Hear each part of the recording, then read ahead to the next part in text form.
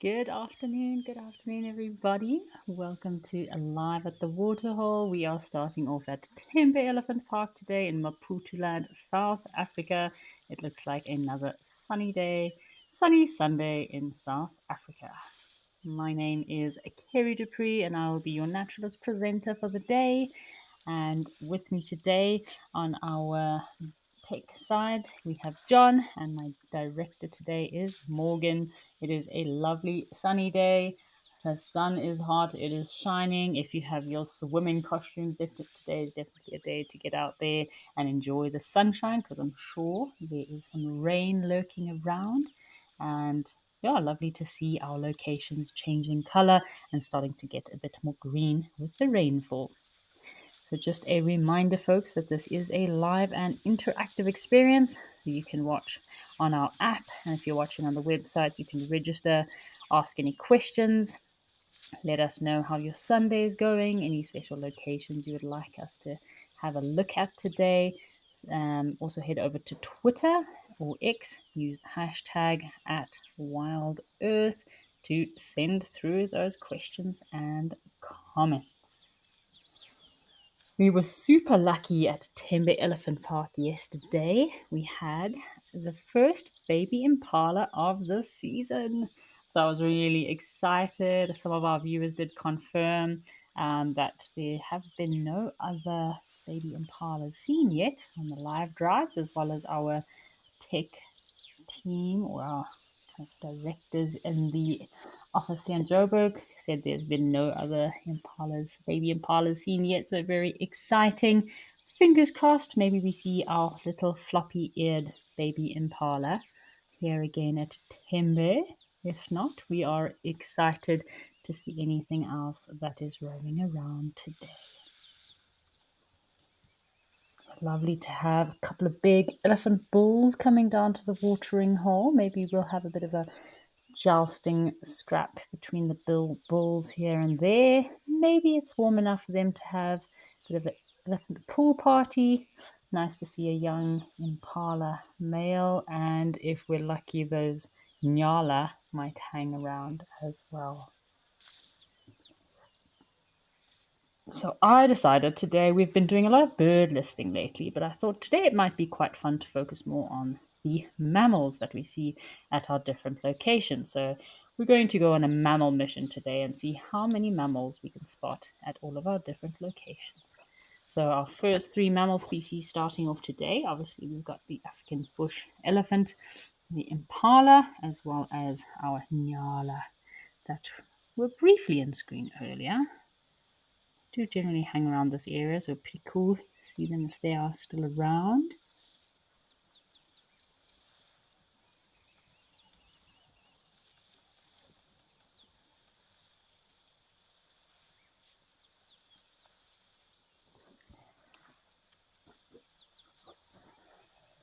Hello, Jess. Thank you for joining us today. It is a beautiful sunny day. So we were talking about yesterday how awesome it is in this particular time of year in Southern Africa when the seasons are changing. The rain is on its way, lots of clouds brewing, very dramatic skies, makes for beautiful sunsets.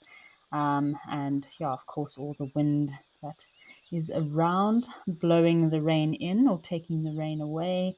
But yeah, lovely weather here in Tembe Elephant Park today. Nice and hot, nice and sunny. Perfect for these big elephant bulls to come down to the watering hole for a bit of a drink or even a mud bath. This elephant bull has rather impressive tusks. Check out this guy. How beautiful is he with those long tusks of his? Tembe is very well known for having very good elephant bulls, very large-bodied elephants with very long tusks, probably due to the high mineral levels in the soil in this area, and of course very good genes and genetics. So yeah, this is just on the right-hand side of this elephant bull here. There's a mud wallow that a lot of the elephants have been using the last couple of days. Seems to be a favorite wallowing spot.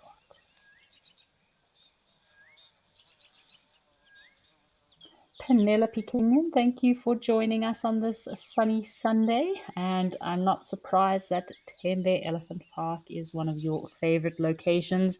There's always something happening here at Tembe, always some bird life, some elephants, of course. And yeah, after yesterday, this is where our little baby impala was lying in the grass, blending in very well.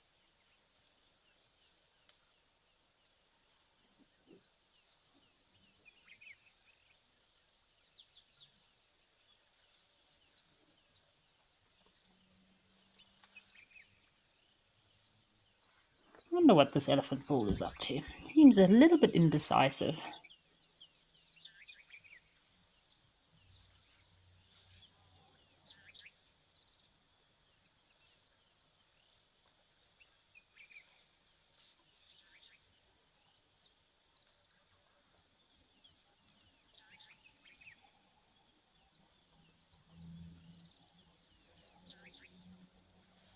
Let's have a bit of a scan quickly, see what else is around.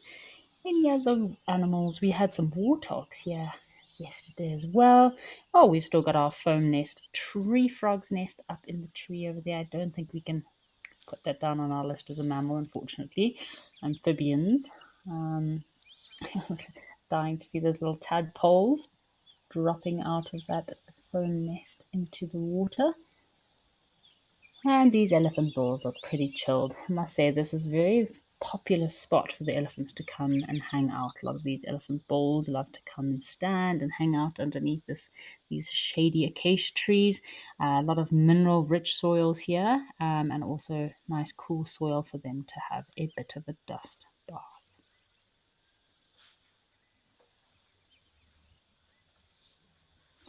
Catherine, apologies for your terrible weather that you've been having in Germany at the moment. I'm sure you would trade a cold day in Germany for a sunny day like today in South Africa. It's definitely a hot one. I'd put on quite a lot of sun cream if you're outdoors today. Definitely feels like it's going to be a warm day. And welcome to the show, Mercedes Bean. Thank you for joining us. It's lovely to have you all with us today on this sunny Sunday. We are doing a mammal list for the day, so dying to see how many mammals we can get on the show today. And also, I'll also be testing out one of my apps today to see if we can get some bird identification on call today. So let's see how that goes. Some of these birding apps, you can actually record the bird calls that are playing in the background or that you can hear in the background. Maybe we can get some more birds this way. So yeah, we'll see what comes up and what is waiting for us at our locations.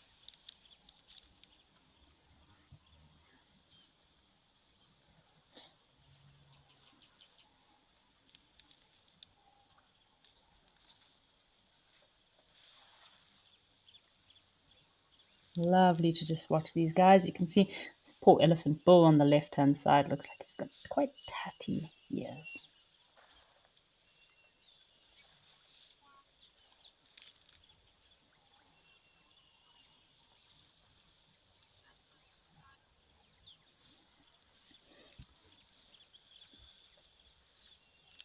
So we had the white-faced whistling ducks that were also here yesterday. I haven't seen them today. I hope they're still around. It's been lovely having them here.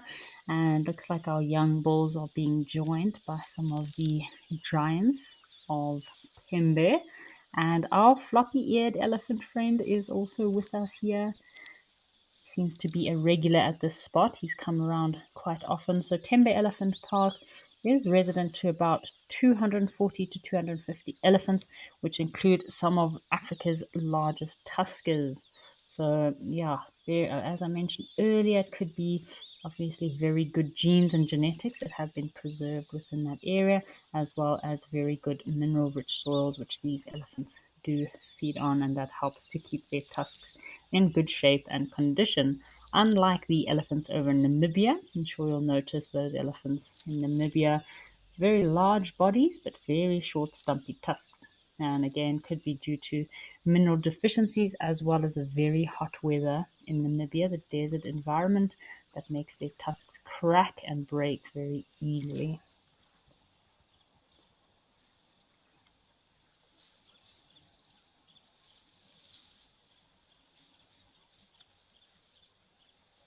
Tembe Elephant Park is obviously very renowned for wildlife. It's in the KwaZulu-Natal in South Africa, on the near the border of Mozambique, and obviously it is known as the home of the elephants.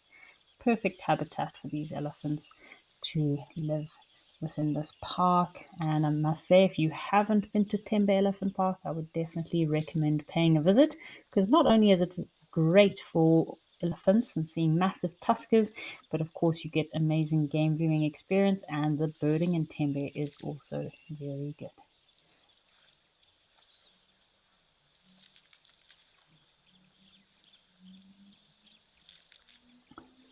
So, Catherine, thank you for sharing your mammal records. Apparently, one of our mammal records for Live at the Waterhole from Catherine is 17 different mammal species in one session of Live at the Waterhole. So, fingers crossed, let's see if we can beat that record today on our mammal mission.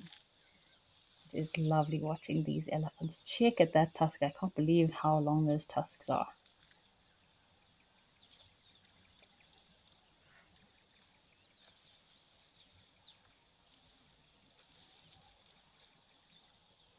So Tembe is also home, like we were talking about the birds earlier, to over 340 different bird species within Tembe Elephant Park, and some of the very special species that you can find in Tembe is the Appel's fishing owl, as well as the rufous-bellied heron. So these are two very special bird species that lots of birders come to Tembe to search for.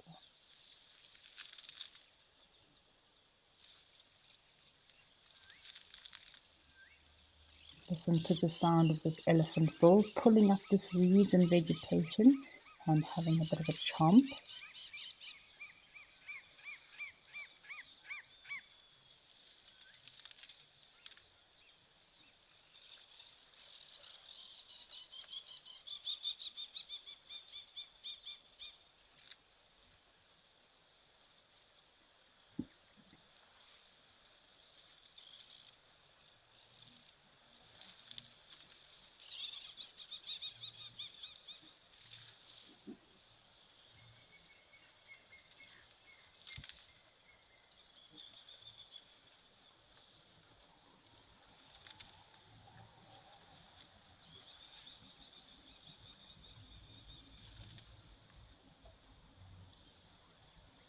Sometimes it's lovely to just sit and listen to the sounds of nature. When I'm sitting in a hide with clients, this is always a highlight.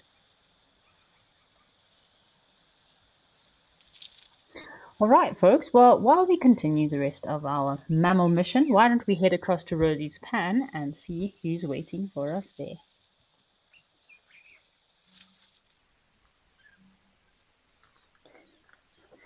So looks like our hippo friend from yesterday is still here at Rosie's pan. So glad that he's still hanging around. So yeah, looked like he came, possibly is moving through the area looking for a kind of more stable water source. But he hasn't been here the last, I mean, I think it's probably the second day he's actually been in this pan. And it's not a very deep pan and can be very active with elephants and buffalo. So I wouldn't be surprised if this hippo doesn't hang around here too long. It's nice to see that he is still around. And of course, as we had yesterday, we've also got some European bee eaters that are also coming down for a bit of a drink. So lovely to see all of these migratory birds coming back to southern Africa, kind of giving us a heads up that the rains are on the way.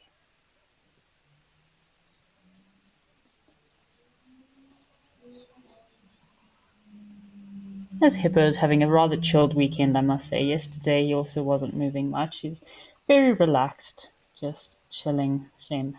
He's probably walked quite a far distance in order to get to this watering hole, so I won't be surprised if he's quite exhausted. And of course, he still does have to move around at night a bit to find something to eat. Go and find some grass to graze on nearby.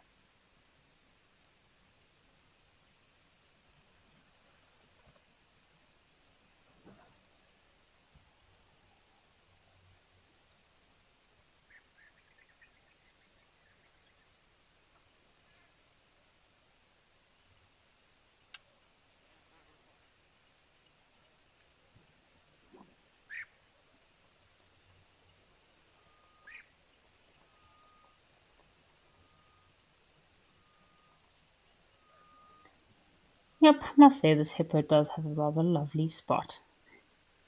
He doesn't look like he's going to move much today. So he's just taking it easy, taking a nice chilled weekend, which is also okay sometimes.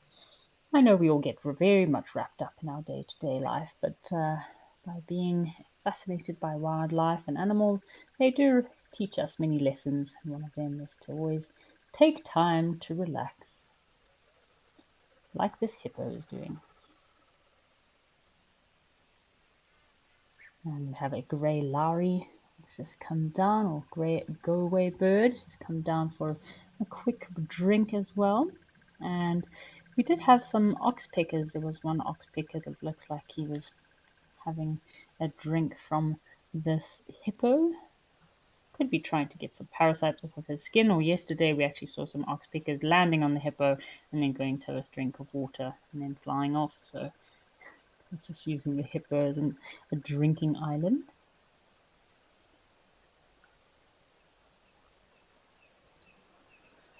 It's still very dry out there. It doesn't look like Rosie's pan has had much rain since yesterday, or any rain since yesterday. We're going to keep a lookout for any other mammals that are out and about today. Just on the left hand side of this pan here, we did have two pretty cute little dwarf mongoose coming down to drink a couple of days ago, which was pretty cool to watch. I didn't see them yesterday. We will keep our eyes peeled. That would be a cool mammal for our list.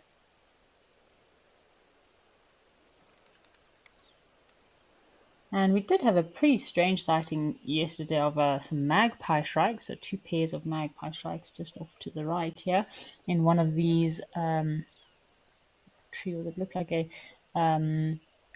possibly either a leadwood tree, and we weren't sure if they were nesting in the tree or what was happening.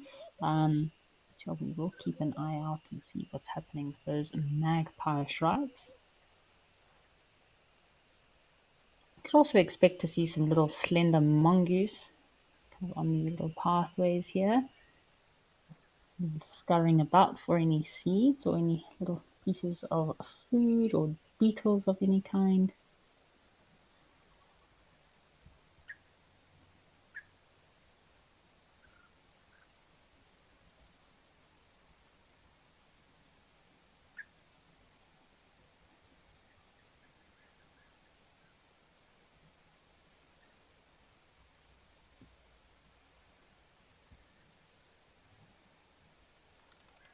Lots of spiny leadwood trees here, small leadwood trees.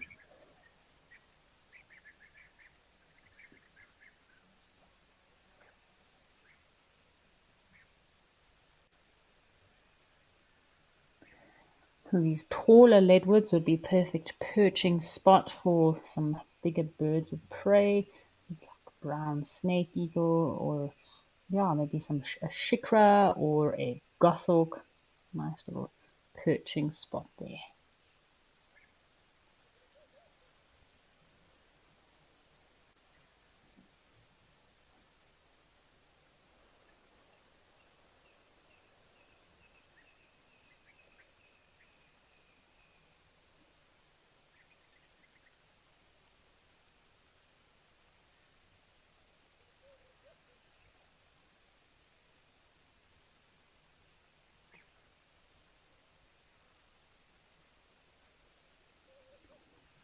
Oh, I must say, in this hot weather, I would love to jump into this pan with this hippo and just take a nap right next to him and just chill.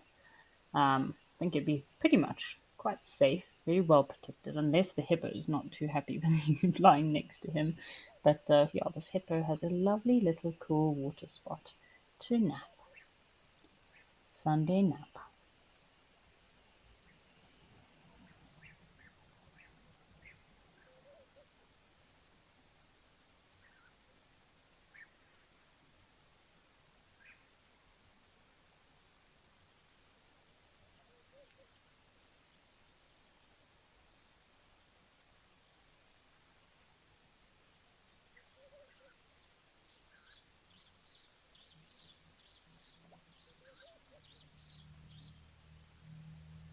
What a lovely view. just having a scan, having a look to see what's out there, and also checking up on our other locations. Maybe there is some other mammals out there, some other activity that we could link across to, and yeah, see what's happening. Some of our locations. Good to see some clouds building there. Hopefully Rosie's pan will have some rain soon, and our hippo friend will be refreshed in some fresh rain.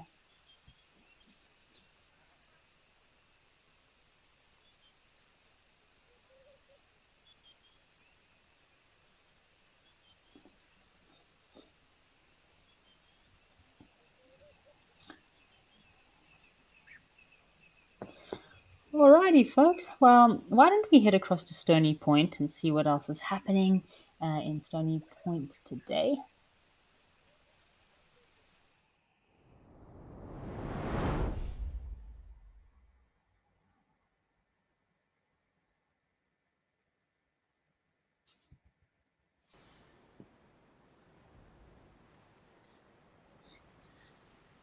Alrighty. Looks like another nice sunny day in Cape Town. Seems like they're having a nice warm weekend, which is really great. I know Cape Town is known for having very miserable weather, so it's lovely to see they're having some nice warm weather. We're going to keep a lookout to see what else is out there. We've got some cormorants there, could be some Cape cormorants, and maybe if we're lucky, we'll see our penguins. Maybe we'll get some dassies on the rocks somewhere. The rock dassies or the hyraxes would be pretty cool. Lots of kelp. Looks like it has washed in overnight. I must say I was quite amazed by the amount of kelp that is around in Cape Town that gets washed up on the beaches. We also had a pretty epic sighting yesterday of a new lizard species that I've never seen before. It was also known as the black girdled lizard. So that was pretty epic. So we'll keep an eye out for these little girdled lizards.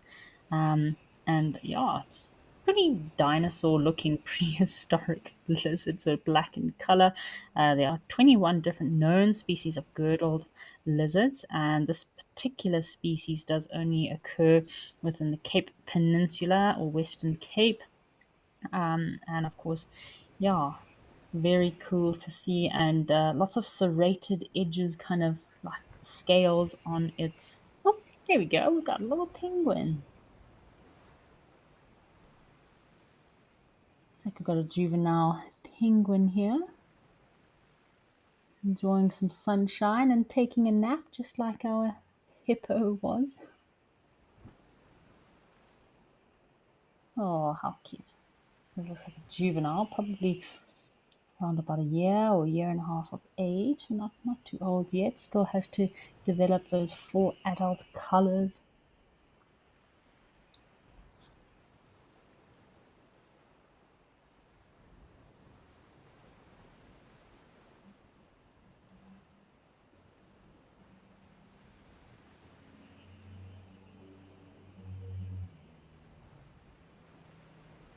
Sure does look like a lazy Sunday for some of our creatures at some of our locations today.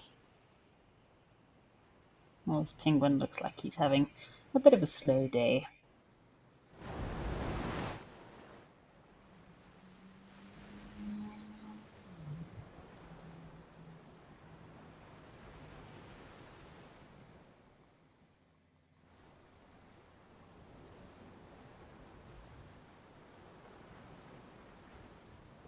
Well, I think this is a perfect moment to have a bit of a meditation moment with our sleeping penguin here while we have the sounds of the ocean behind us. So why don't we close our eyes, have a bit of a quiet moment as we watch or listen to sounds of the ocean and our sleeping penguin that is also looks like he's having a great namaste sun salutations moment. So let's take a few deep breaths, listen to the sound of the ocean, and let all your worries away that have been bothering you all week. Just take some time to yourself. Don't have to be. Take some deep breaths, folks.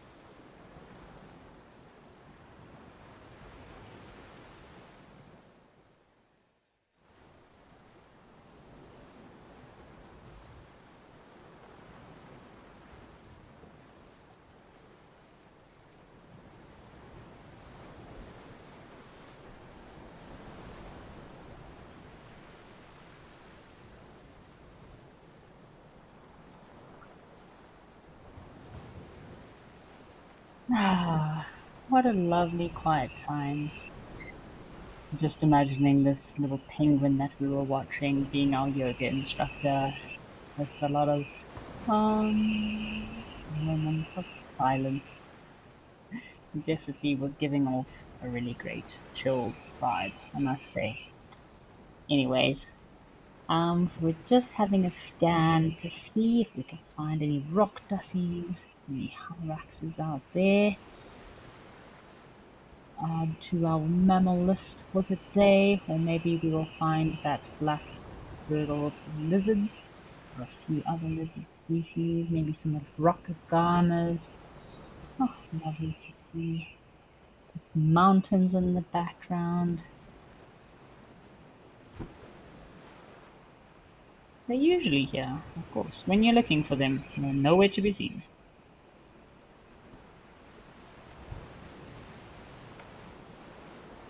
Maybe we'll catch a whale or two, some dolphin. Oh, there we go. Got another agama of some sort here. Look at this guy. It's coming up to a lovely vantage point. A good lookout. See what else is out there.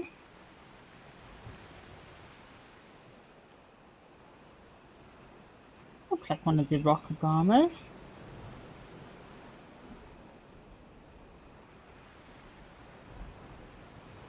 Also has to keep a very sharp eye out for any predators. I'm sure there's a lot of predators out there that would love to feed on an agama like this.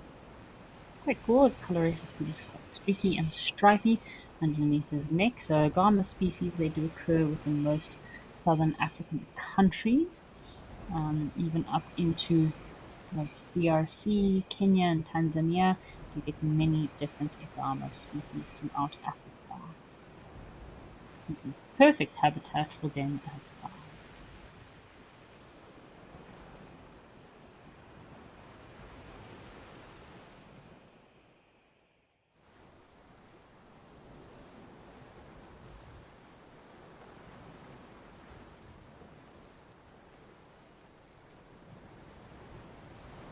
Come on, little hyraxes, where are you guys today? Seem to be quite elusive.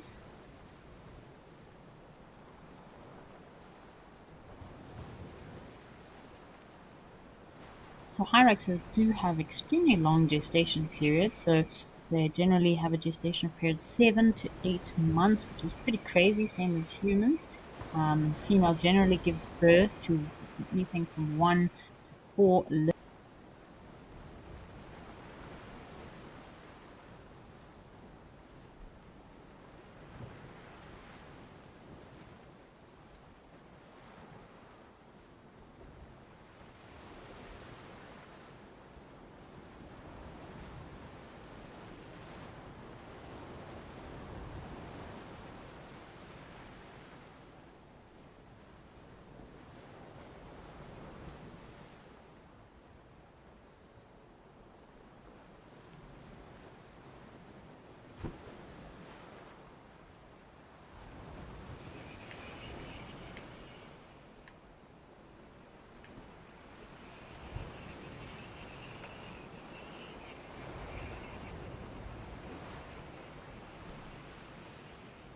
Alrighty, so it seems like our hyraxes are being a little bit elusive today. We'll keep an eye out. Maybe they'll come out for a bit of a show later.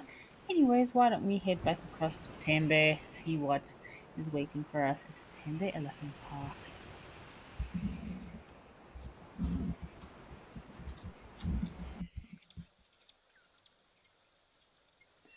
Alrighty, there's our Nyala that I thought I'd seen earlier as we came over to Tembe. And we're going to keep our eyes open, folks, for the tiny little baby impala that we saw yesterday. There's a little one on the left, but that's a young male, probably about a year old already. And on the right hand side, this impala next to the Nyala here, she looks rather round, like she's about to pop.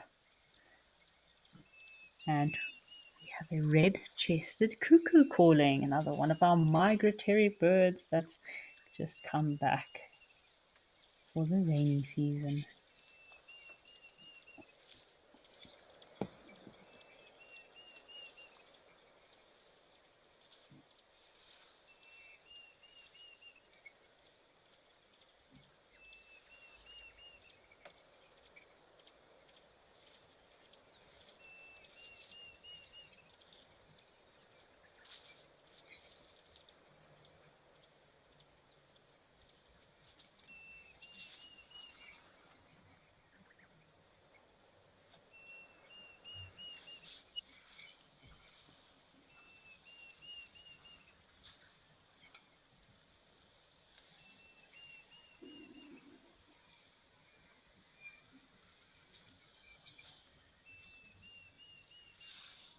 So I've been playing around with the Newman's Bird app quite a bit recently. It's really great kind of research tool as well as an aid to help with a lot of identification. So let's see what the Newman's app has to say about the red-chested cuckoo.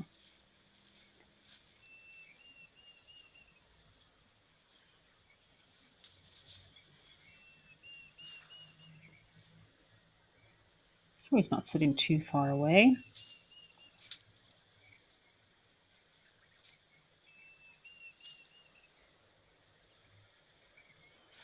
Oh, we've got another big elephant bull coming down.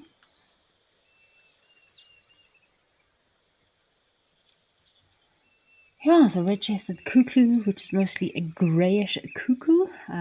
Does have banding on its belly. I must say, I have taken some pictures, close-up pictures of a red-chested cuckoo before. It's not easy. They are quite shy, quite elusive, difficult to get photos of.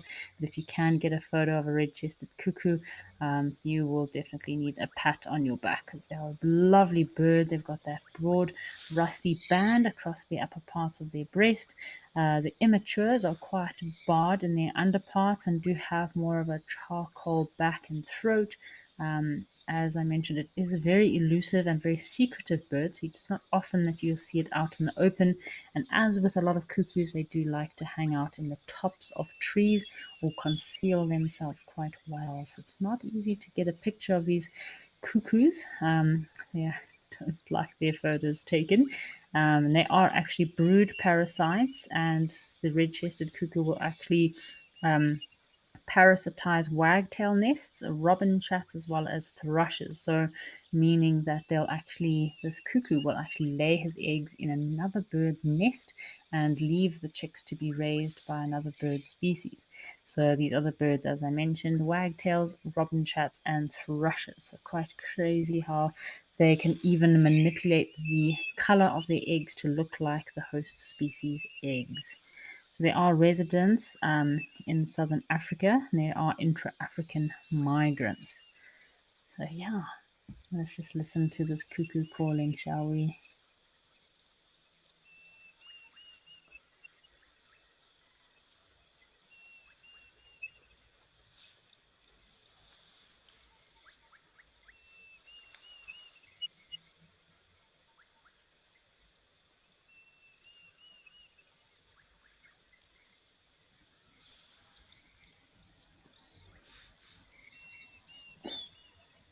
We have a question here about what is the best way to identify a bird by its sound.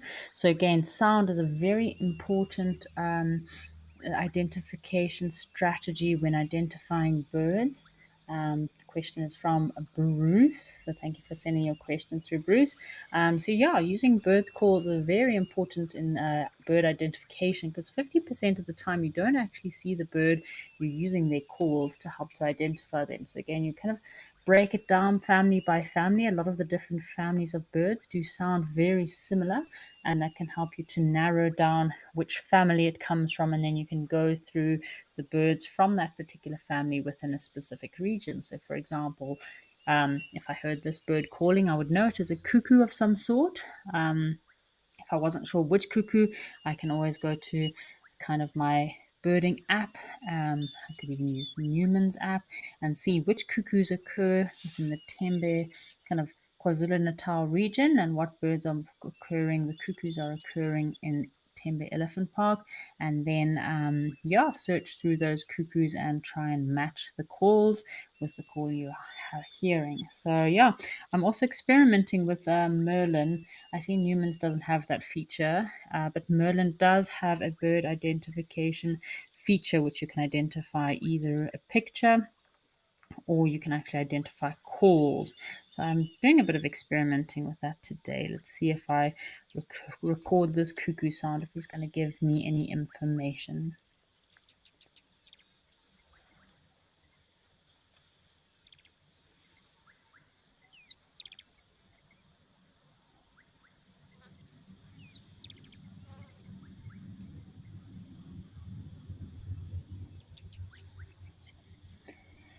Yes, I've just run a bit of a recording. I know Merlin does work very well, kind of within some countries and some regions, especially in the US and in Europe, I know that this kind of bird identification on the calls does work very well. But here in Africa, I think there's not enough data within the database in order to be able to identify these birds sometimes. Because I've had some birding clients that are very, very into their birding. And they said that back at home in the US, they can leave Merlin on for half an hour, just listening to the sounds around them, and they can pick up, and they'll sometimes get a list of 5 to 10, maybe even 15 birds that have been calling in the vicinity. But yeah, I find in Africa it doesn't seem to work too well like that. You definitely would have to get a lot closer. But yeah, if you're not too sure on a bird call, you can always try your best to get as close as possible. Record that call, and you can always submit that later to try to identify the bird.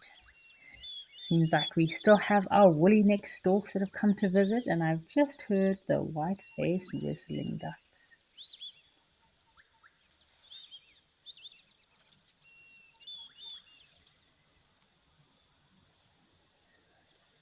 So thanks for your comment, Taden Bash. The Nyala definitely do have quite a striking color. So those are young males. I find they're a lot more attractive when they become sexually mature. Generally, at the age of about 4 to 5 years, male Nyala will have their full adult colors and will be quite striking in their coloration, jet black, with of course their white stripes and those long spiraled horns of theirs. So these impalas that have been roaming around here, there's three impala females or impala ewes that are looking rather large, rather round. Looks like they could be ready to pop some babies anytime soon.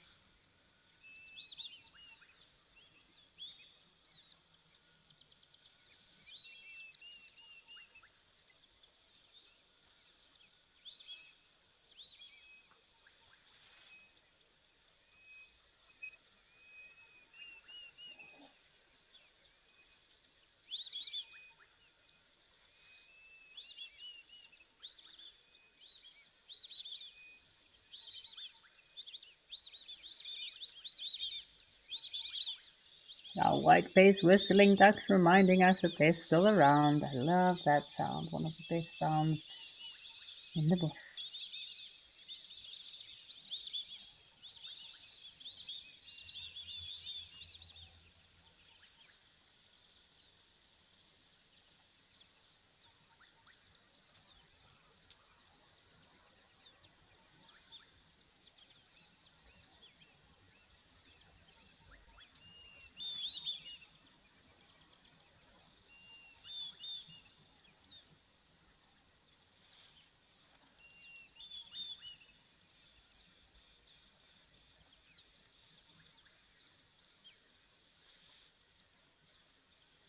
I don't know where those white-faced whistling ducks have gone to. Didn't see them earlier when we panned across. So where are they hanging around?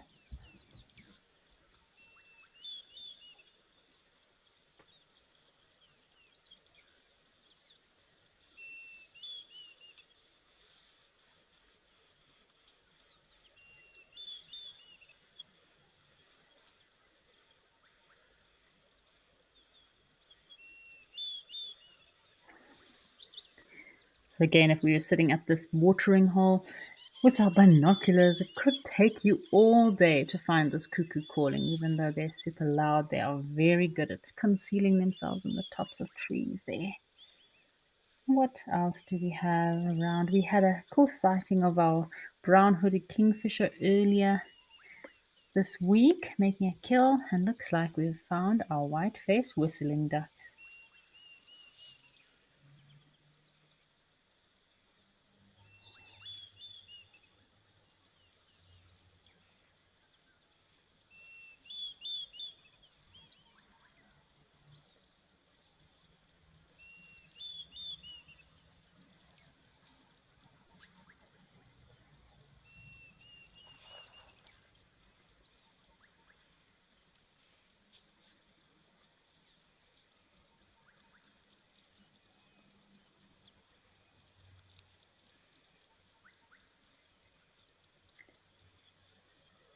The ducks are probably feeding down there. What are they up to? Yesterday it looked like there was a whole bunch of them, possibly between 6 to 8 of the white-faced whistling ducks. So yeah, seems like they're really happy, perfect aquatic environment for them.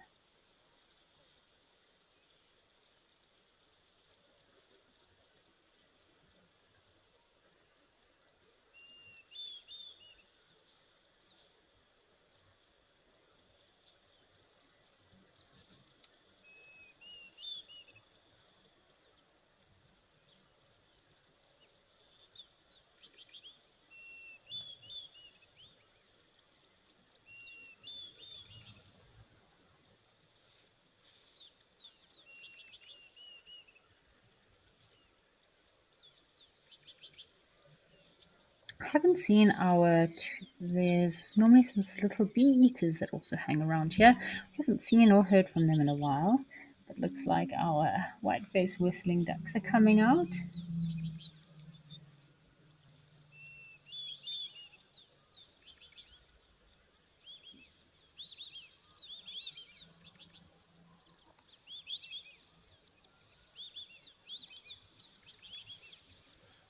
Isn't that a lovely sound?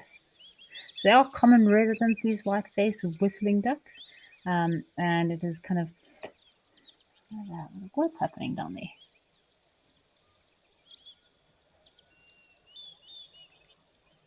So do often occur in flocks, generally on rivers, lakes, dams, and estuaries. They do prefer more open water source in order for them to be enough space for them and as well for their feeding. So they kind of do rest on the shorelines and sandbanks during the day in between feeding. They are locally nomadic species, so they will move from one waterhole to another. They can also move very long distances in the winter in order to find a water source.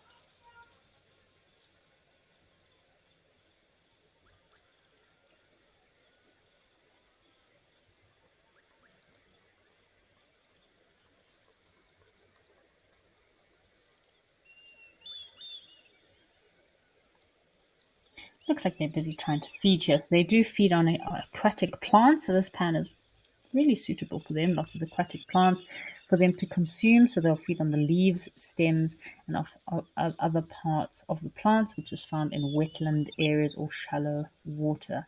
From time to time, they'll also feed on seeds and grain, just like the Egyptian geese will also kind of walk on the edge of a riverbank and feed on the grass and grass seeds. And in times of desperation, if need be, they'll also feed on small invertebrates, so small aquatic organisms, insects, snails, or any crustaceans to supplement their diet, especially during the breeding season. So, kind of closer to the breeding season when they need to have a kind of higher calcium content in their body, that's when they might adapt to feeding more on these crustaceans and snails in order to consume the calcium needed for a healthy generation of their eggs.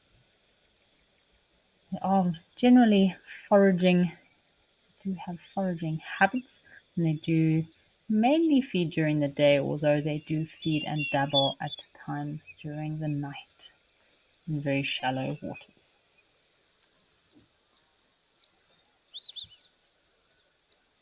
Alrighty, why don't we head across to Tower Lodge, everyone, and see if we can tick off a few more mammals off of our list for the day.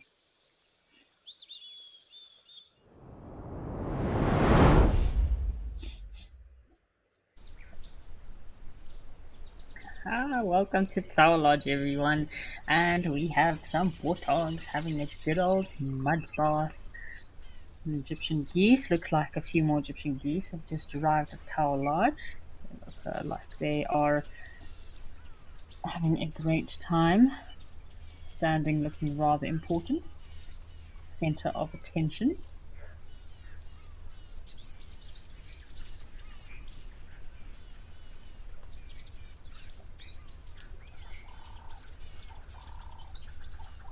Look at these warthogs just enjoying that mud, getting covered with mud, cooling off their bodies, And then I'm sure they're going to go and find a nice log. There's a few perfect little warthog rubbing posts that I'm sure they'll go and find and give themselves a good rub and a good scrub to get rid of all of those nasty parasites.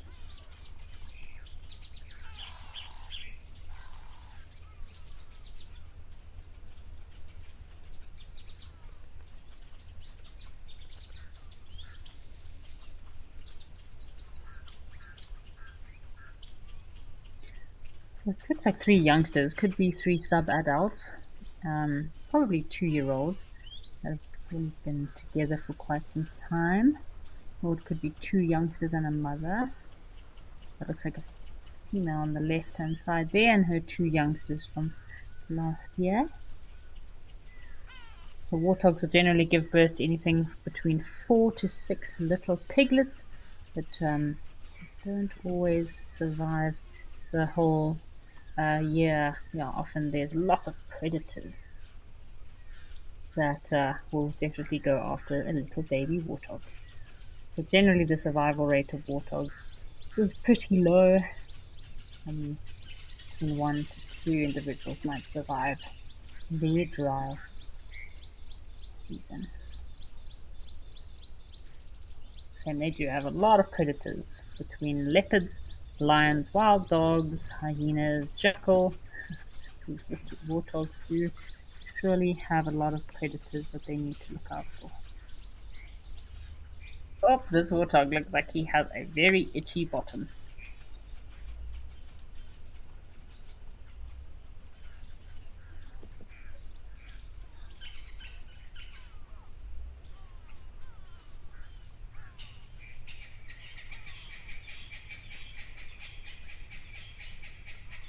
Whoa, we've got a whole bunch of Egyptian geese in here. Gosh, yesterday there weren't so many Egyptian geese. They must have arrived overnight. So again, also kind of nomadic species. Also got some wildebeest, blue wildebeest, just feeding in the grass, just in the tree line there. The brindled gnu or the blue wildebeest coming in at number 6 on our mammal species for the day.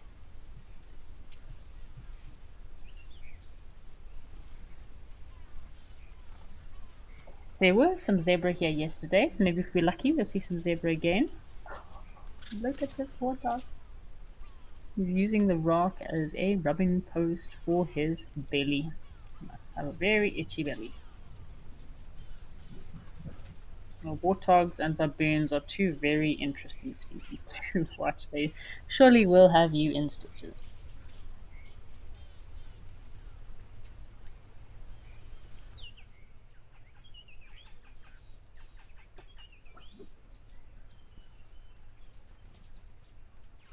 See a little bit of green grass shooting up here at Tower Lodge. Maybe they've had a bit more rainfall, which is great to see.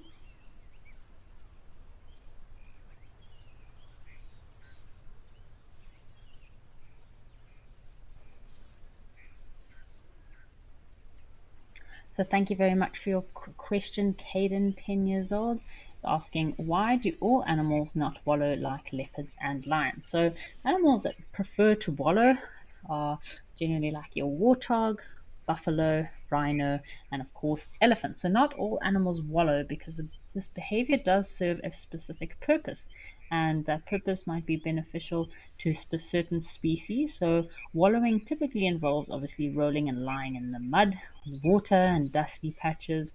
And the reason that a lot of these animals might wallow, so like your warthogs, your rhino, and elephant, they don't have much fur to protect their skin.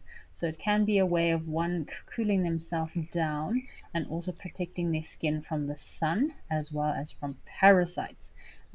Lions and leopards can cool themselves down by going and lying underneath the shade of a tree. Occasionally, when at a watering hole, they might clean themselves from time to time. I know wild dogs and hyenas love going and lying in a dirty puddle of water, but they don't necessarily need to cover themselves with mud because they do have a nice furry coat to protect themselves with as well. So, yeah, kind of not necessary for predators to have too much of a mud bath or mud wallow, whereas these thick-skinned animals that don't have much fur do need to protect themselves from the sun, insects, and it can also be used as a bit of a territorial marking system as well. It's not really necessary for the predators to clean themselves, and of course, cats do like to be nice and clean, whereas I don't think those warthogs are too worried that they're covered in mud. I have some black winged stilts here. So 2 black winged stilts. This looks like a juvenile on the right hand side. He hasn't got his full adult colors yet. It's lovely birding here at Tower Lodge, and seeing as this pan has filled up, I'm sure that's going to attract a lot of bird life. A lot of wading birds might start coming through. Maybe if we're lucky, we'll see some cool herons.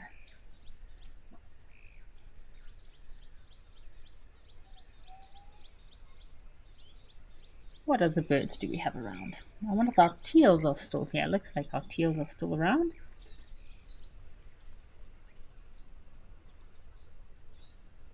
So we did have a really epic sighting last week of a black-crowned night heron here at Tower Lodge, which was my first black-crowned night heron sighting on Live at the Waterhole.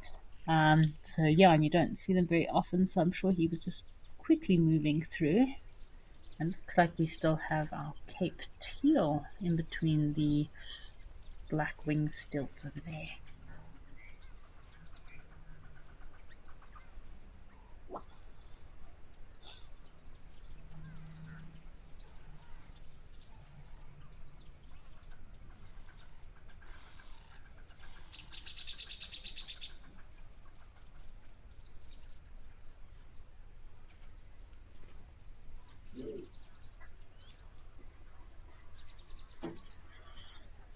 A lot of black winged stilts today. So generally there's just one or two pairs maximum, but it seems like the waders have definitely come in full force. Is that a coot? Red-knobbed coot as well? Oh, cool. I have a lot of Egyptian geese that have flown in, a lot of black winged stilts, and again, like we said, fingers crossed, maybe we get some cool night herons. Impalas are also coming in for a drink. Lovely to see the pan has filled up with a bit more water. Maybe the water buck will also come down later for a drink.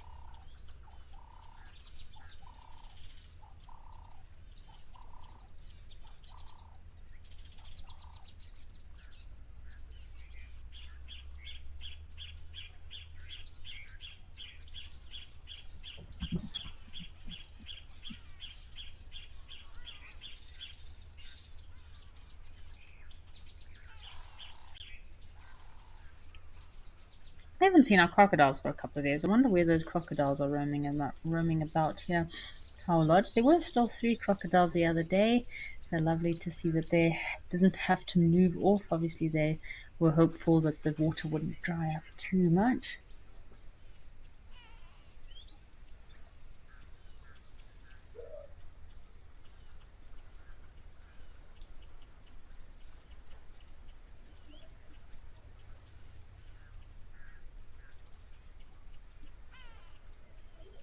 Little young impala. Again, we are scouting for little baby impalas. I think these ones are not freshly born. I think these are from last year, so it could be 2 young female impalas from last year's breeding season. And here are 2 very cute little Cape teals.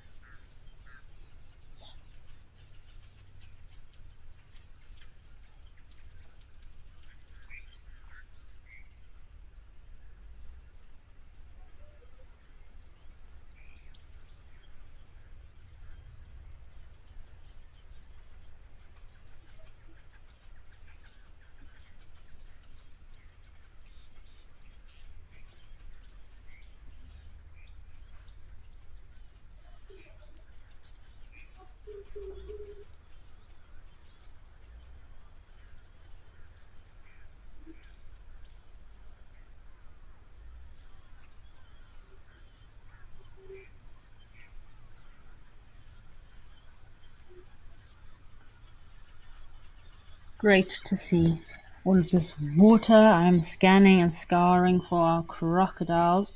Amazing how well they do blend in. And we've got, oh, there's a little juvenile. Yeah, two little juvenile Egyptian geese. So we did see a family of Egyptian geese yesterday with these two little ones. It's pretty cool to see some young Egyptian geese around, little goslings. And our red-knobbed coot, busy giving himself a bit of a clean.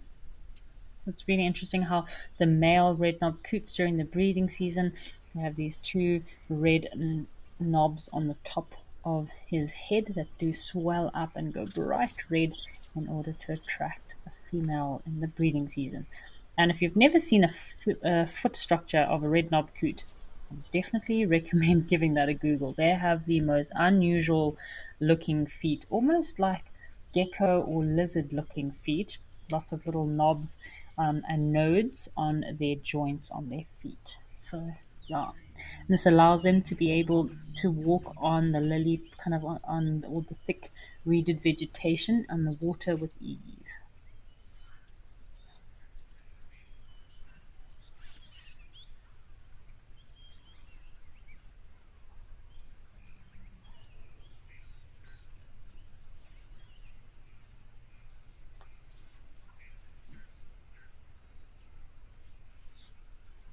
Isn't he beautiful?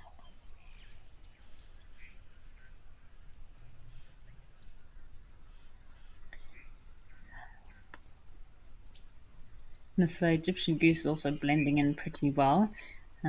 Yeah, they've done pretty. The pair of Egyptian geese that we saw yesterday did quite well.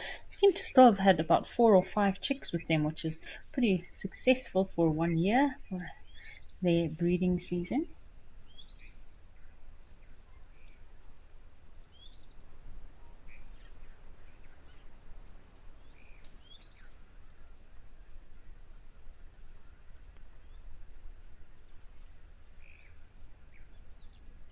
I barely see them here. They're super well camouflaged.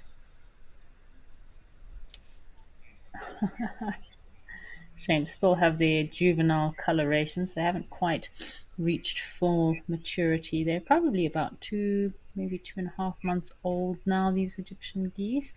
And, oh, that one's giving a good leg stretch. And yeah, they're still looking a bit young, a bit juvenile, not quite in their full adult coloration yet.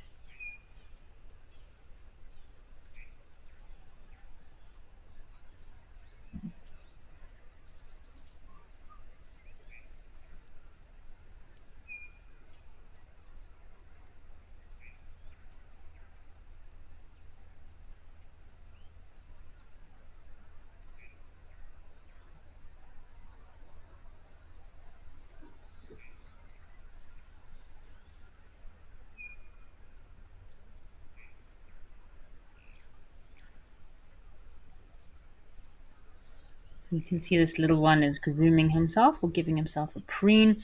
And in all bird species, preening and grooming is very crucial behavior that helps them maintain their feathers and as well as their overall body health. Because if they don't have feathers that are in good condition, then it will hinder their ability to fly. So they do need to spend a lot of time with their beaks preening and cleaning themselves, arranging all their feathers, removing any dirt, parasites, or excess water.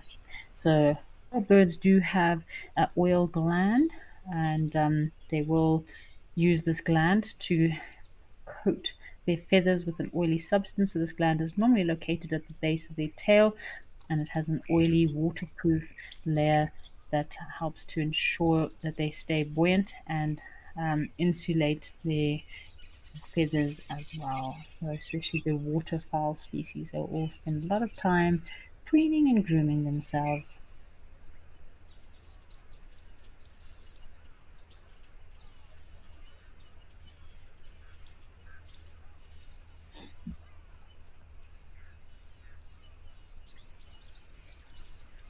Also perfect little bank area, lots of nice grass for these ducks. Obviously Egyptian geese will feed quite a lot on grass and grass seeds.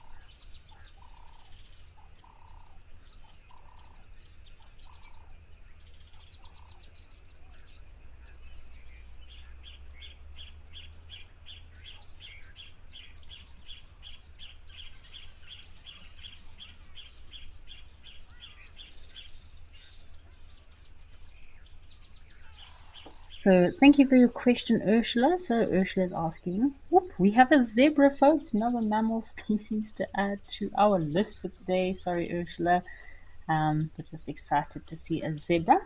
So he's asking if ostriches have preening glands, and you are correct. So ostriches actually do not have an oil preen gland, unlike most other bird species.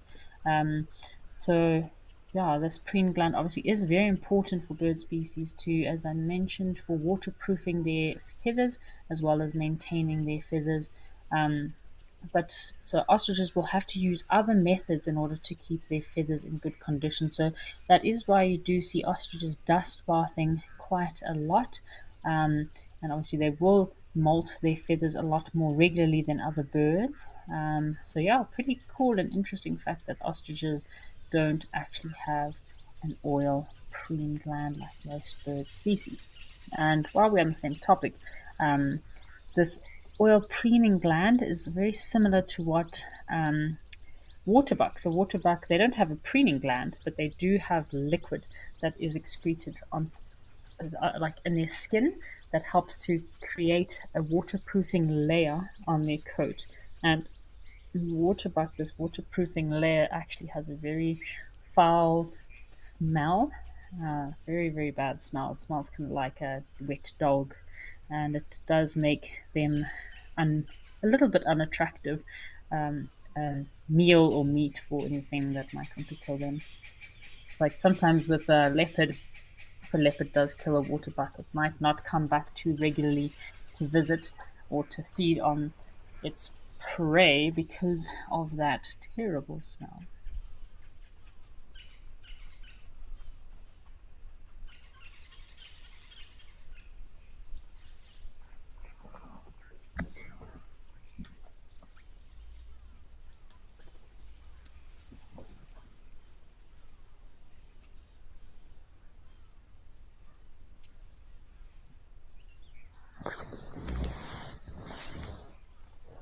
So just have a bit of a quiet moment while we watch all these waders and waterfowls and just enjoy the scenery and just have a quiet moment here, folks.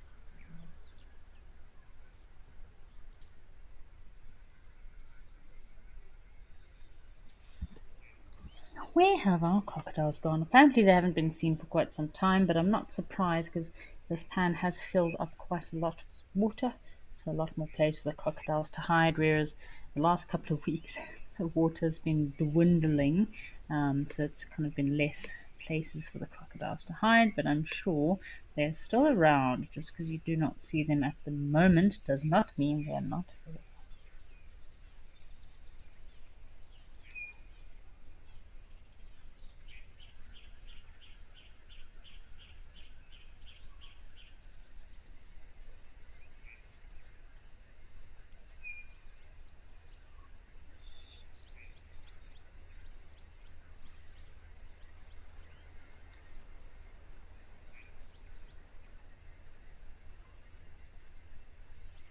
So we have a question here from Ollie. Thank you for your question about if ocean birds have a special organ that helps them deal with salt water. So actually are quite interesting about ocean birds, so waders, any birds that might spend a lot of time close to the ocean. They do actually have a specialized organ which helps them to deal with the salt and excreting any excess salt that they might have consumed. So these glands are very essential in most wading saltwater bird species, and it is kind of an adaptation that they have made in order to survive in marine environments, whereas freshwater birds don't necessarily need to have these salt glands. So the salt gland is actually located just above the eye and near the base of the beak, so kind of between the eye and the beak. And the function, as I mentioned, is to remove any excess salt. To actually extract any excess salt from the bird's bloodstream, and if they kind of drink it or while consuming it, it will be excreted through this gland in a bit of a solution which drips down the nostrils and runs down the bird's beak. So yeah, pretty cool, pretty interesting. So this will often be very prominent in seagulls, any of your albatrosses, penguins, and pelicans, cormorants, and boobies. Talking about the booby bird, I do love those birds. They are rather unusual looking birds, I must say. Always give me a bit of a chuckle every time I see them. So yeah, very cool.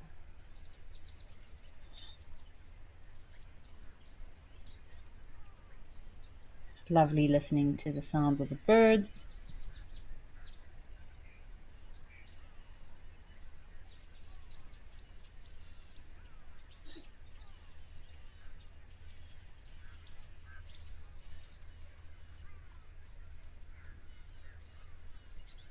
This little Egyptian goose is very busy feeding there on the right. So it seems like we might have found another mammal species at one of our other locations. So why don't we link across to Victoria Falls over in Zimbabwe and see what mammal species we have waiting for us there.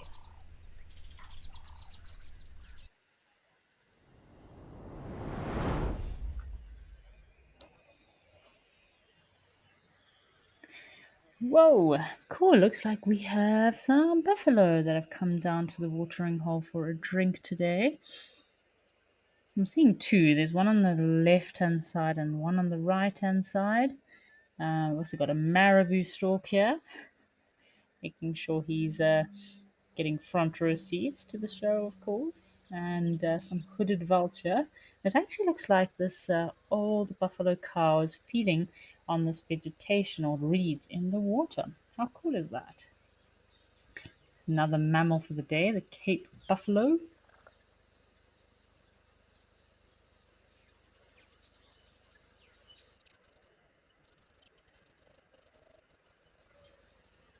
So it must be possibly a few older cows at the back of a breeding herd. Maybe the breeding herd has already come through for a bit of a feed. Um, yeah, because you wouldn't generally have two buffalo cows on their own unless they are very thin and struggling to keep up with the herd, which you can see this poor old girl. She's definitely not looking like she's in her finest shape.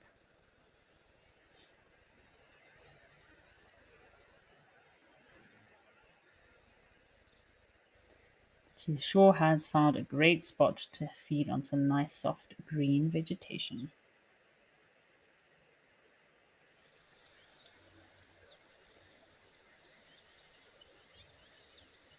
Sorry, folks, I think our camera froze a little bit there in Victoria Falls. We've just linked back across to Timber Elephant Park where we are still looking out for our little baby impala.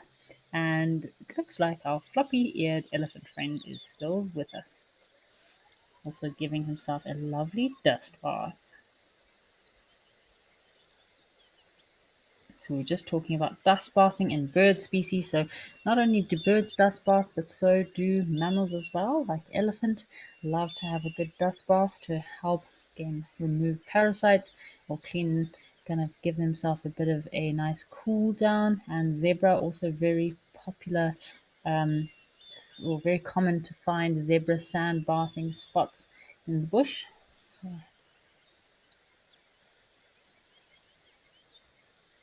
oh, there's two elephants. There's another big elephant ball on the left as well.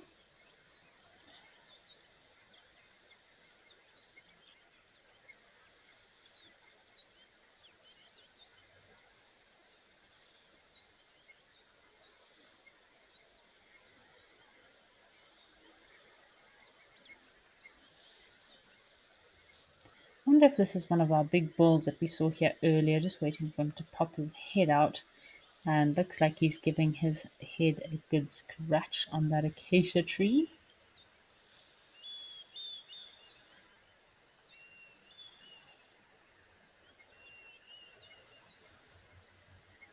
And as the temperatures start to climb, you can see a lot of the mammal species will seek refuge in the shade of some lovely big shady trees, get out of the sunshine as they have a bit of a midday rest.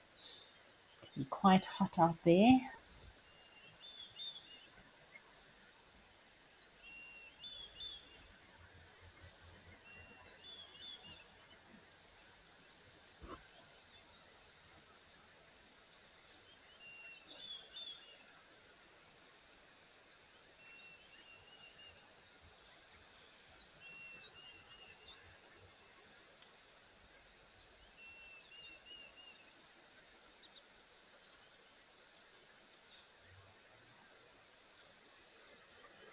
Whoop, off the elephants go. I must say the impala all look like they're starting to retreat for a bit of cool shade. I'm still looking out for my pied kingfisher. Sometimes you do see a pied kingfisher that does hunt around these pans here, but I have not seen him for quite some time.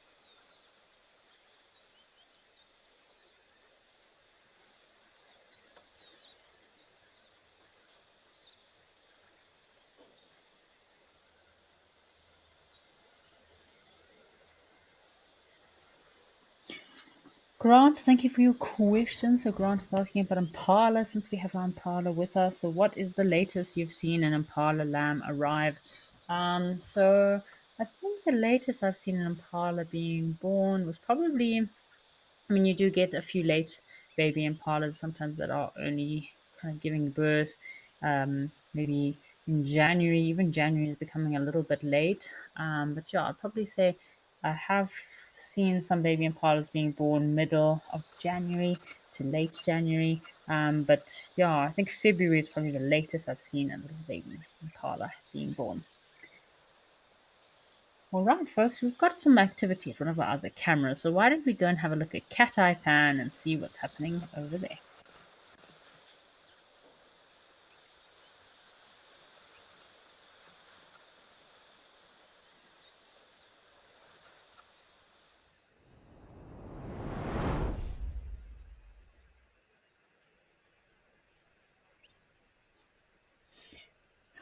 Look, we have some baboons that have come down to the watering hole for a bit of a Sunday drink.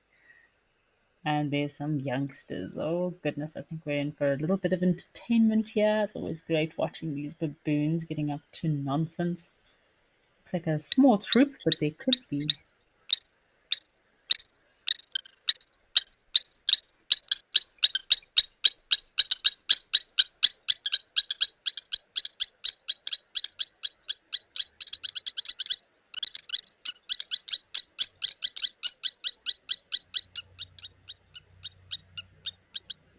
So the rest of the troop could be close by, and these blacksmith plovers are rightfully so giving alarm call because baboons do love to raid blacksmith plover nests.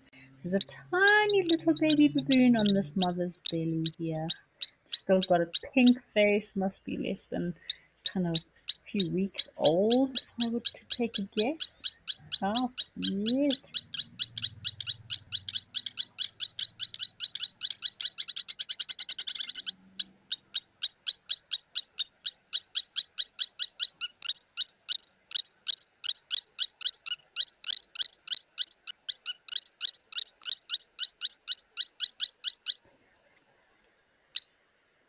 Shame. I do pray for these blacksmith plovers that they don't have a nest close by, because we have a troop of baboons around here. It'll probably be a matter of time before they find that nest.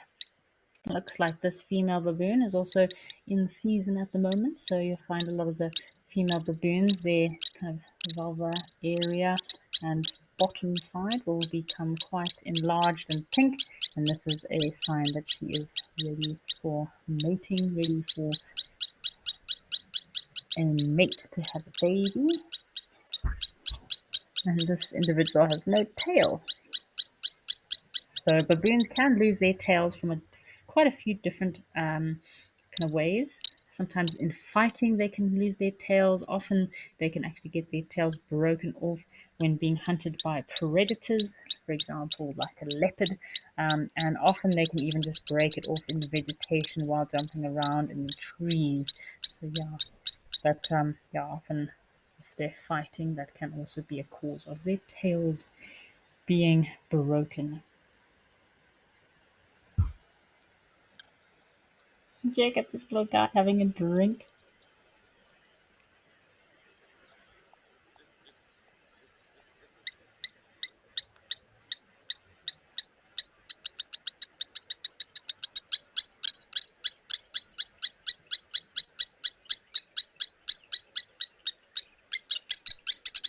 So I've got a good question here from Layla. Thank you for your question about where do baboons give birth. So baboons don't always have one particular place that they'll give birth. Obviously, they will always try to give birth in a very secluded, kind of safe environment in a natural habitat, maybe in a rocky outcrop or dense vegetation, or kind of any elevated areas within their home range that is safe, away from predators, to give them some privacy and some time to kind of recover from the birthing process and get their little one up and moving as quickly as possible.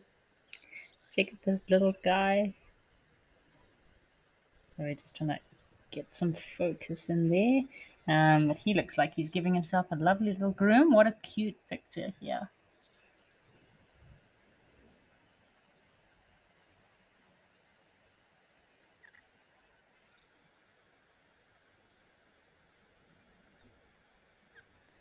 Oh, isn't this little baboon just too cute? That is making a lovely photo there. You can see the big male baboon is behind the thorn bush here,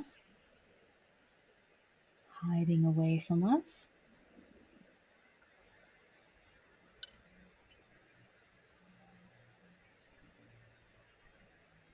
So we also got another question coming through from Cam the man, and he's asking. He's heard that baboon females have more power and control over troops. Is that true? So generally, a big troop of baboons will have, depending on the size of the troop, anything from 1 to 3 males that might kind of look after the troop, and these are the ones that will always kind of determine the habitat and where they will move their home ranges and often go out and look for new areas to move. But it's quite interesting that female baboons do actually have a bit of a significant influence on the social structure and relationships within a group of baboons. So, yeah, generally in baboon species or the Chakma baboons, females do establish dominance hierarchy within the troops based on the matriarchal lineages. So the more higher ranking females often have better access to food, water, protection, and for their offsprings as well. So yeah, it's kind of similar hierarchical structure as in hyenas actually. But of course, the males do also form a very important social bond, and of course, do have quite a lot of pull when it comes to movement within different areas, and also obviously discipline when it comes to the youngsters. So the males will also have a dominance over mating as well, and the males do form the very important roles. Oh, check at this. That little baboon is so tiny. Check how pink he is.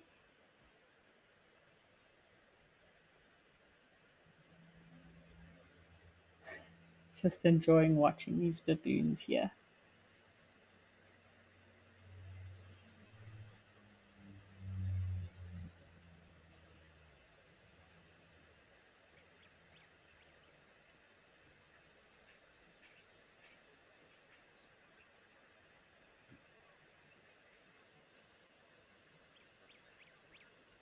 Yeah, it's very important. Grooming, allo grooming is very important in most primate species, and this is when most individuals in the group do form very strong bonds. So, female baboons do often form very strong and long term bonds and alliances with individuals within the group. And this is very important for the social structure.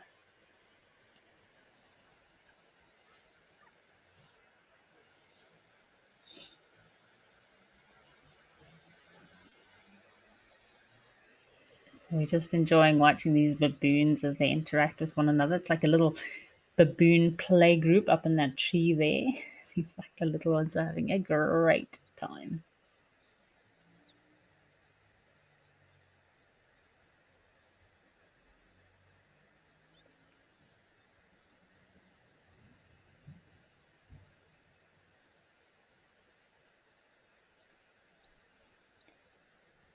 Can sit for hours and watch these guys.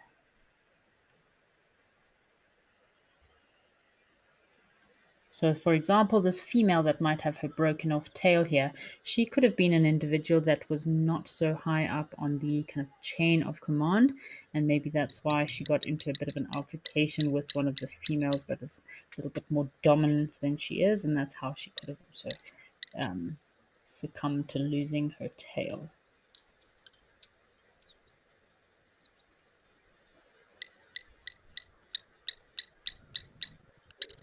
We had another very interesting question coming through about baboons from Taden Bash. Thank you for your question about do baboons use their tails to communicate with each other? Oh, check out this little guy. Haven't noticed the cameras here. Hello. How close was that? Super cool.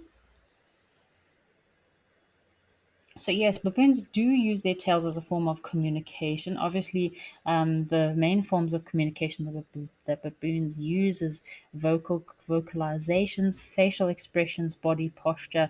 But their tail does play quite an important role in communication. So when they're relaxed or playing, their tail will obviously have a different posture, kind of different, yeah, like a different angle. In dominance display, their tails are very, very important. And of course, the juveniles do have quite interesting behaviors that they do often play with one another. So while the tail isn't a prominent communication tool as in vocalizations and facial expressions, it does contribute to kind of body language in itself in primates. Um, and of course, that tail is also very important for balance while up in trees.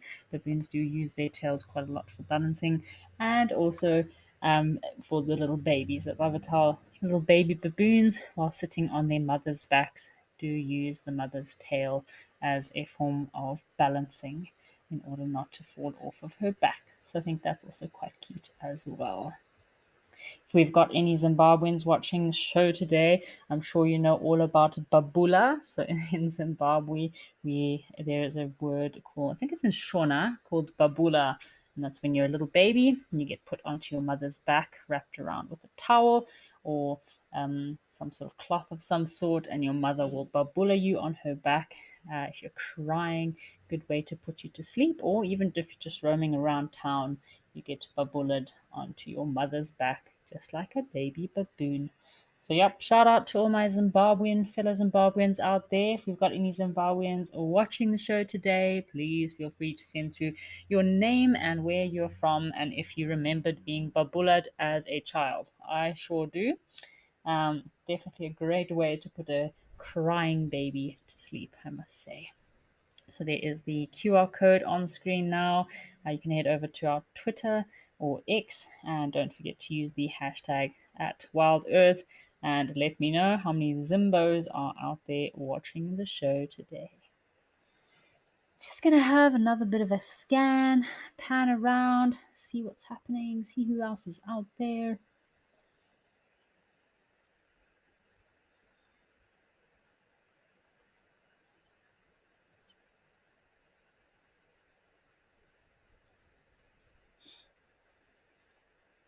All right, so it seems like we've got some activity over at Stony Point. Let's go see what's happening at Stony Point.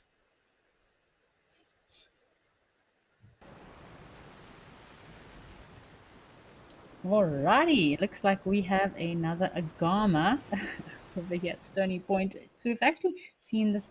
This is a second different type of reptile species we've seen here at Stony Point today. I was talking about the black girdled lizard that I saw yesterday. We saw another interesting colored agama, very light in color though. This guy looks like he's got a little bit more blue coloration to him. Looks like one of the rock agamas. Just trying to have a quick search which one he could be. He's enjoying himself in the sunlight there. Uh, how pretty. He is very beautiful.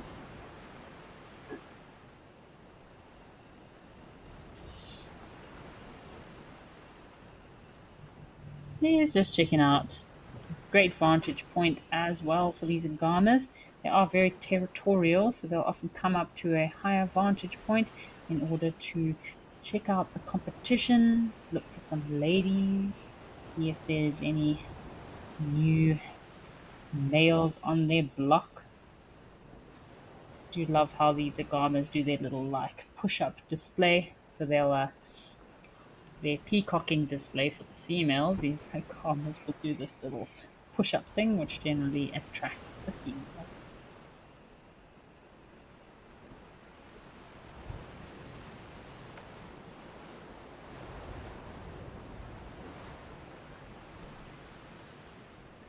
Trying to see if anyone has any idea on exactly which agama this is. Please feel free to let me know. I'm just having a look through my reptiles app, but not too familiar on the agamas in Cape Town. It was pretty cool to see that black brindled lizard yesterday. Was quite cool, but this one I'm not quite familiar with which agama he is. Could be just the blue-headed agama, one of the more common agama species. If, he's definitely displaying a bit there.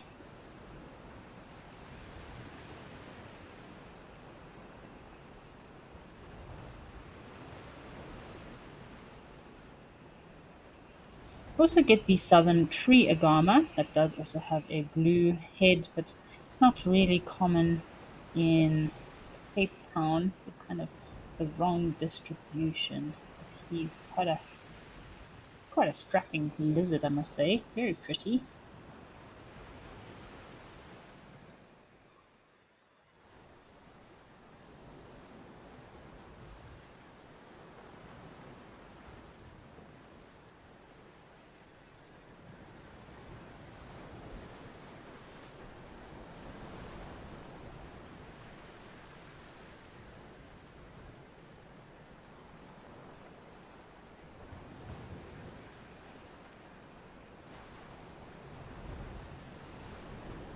I wonder if any of our hyraxes have come out to visit. We were looking for our hyraxes earlier, but unfortunately none of them were around.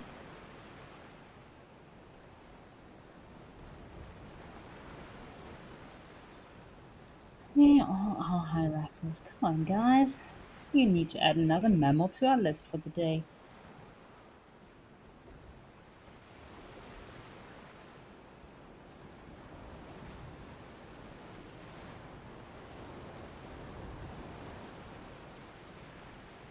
So we've got a question coming in from Lenny here. Is asking at what age do female impala first give birth? So female impala generally sexually mature at the age of about a year and a half to 2 years in some areas. So they can generally first become pregnant at about 2 years old. So yeah, generally a female impala will kind of go into her. Oh, there we go. Hello. We found our little Hyrax. Hello, Mr. Hyrax. Let's give himself a lovely scratch. So coming in at number 10 for the day, we have our Rock Darcy or Hyrax.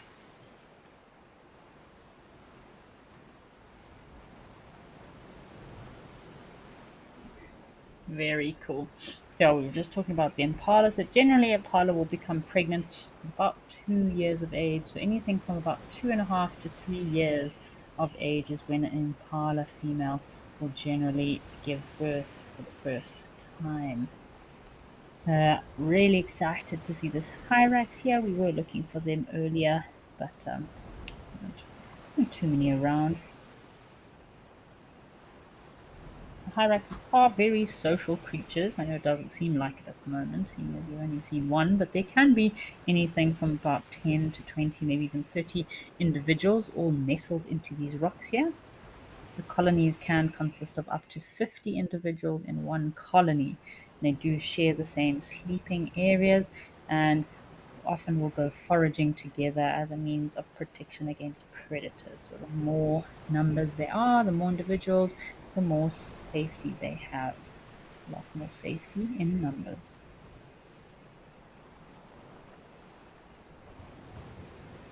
Thanks for your comment there, Catherine. Yeah, I'm still a little bit bamboozled about that agama because the only blue-headed agama I do know like that is the tree agama. But of course, this is very much out of distribution for this kind of agama. But I'll just give a bit of a Google quick and see what Uncle Google has to say while we listen to the sounds of the ocean. Oh, we got another penguin. I wonder if this is also another namaste penguin. Looks like he's also giving himself some love, giving himself a groom, possibly using that oil preening gland of his that we spoke about to clean his feathers.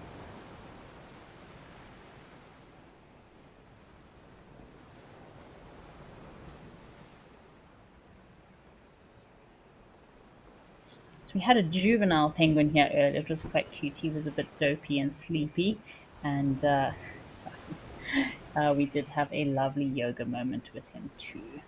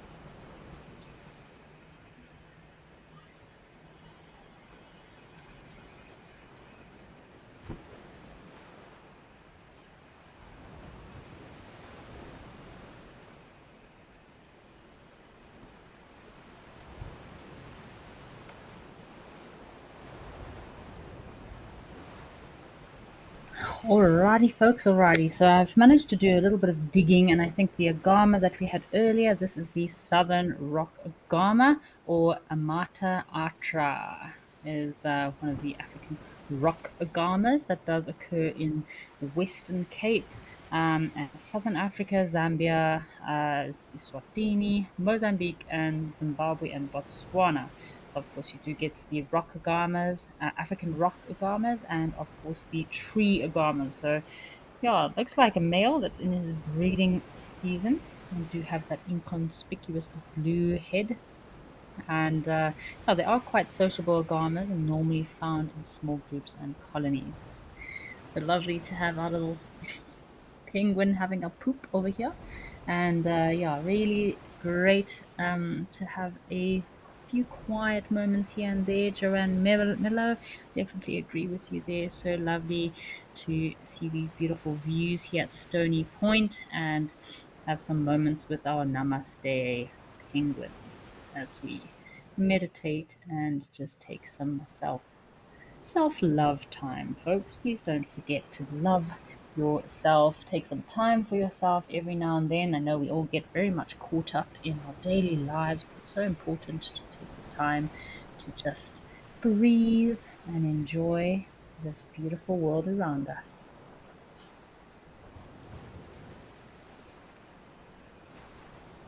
I also love listening to the sounds of the ocean, I must say. It's definitely a very good form of therapy.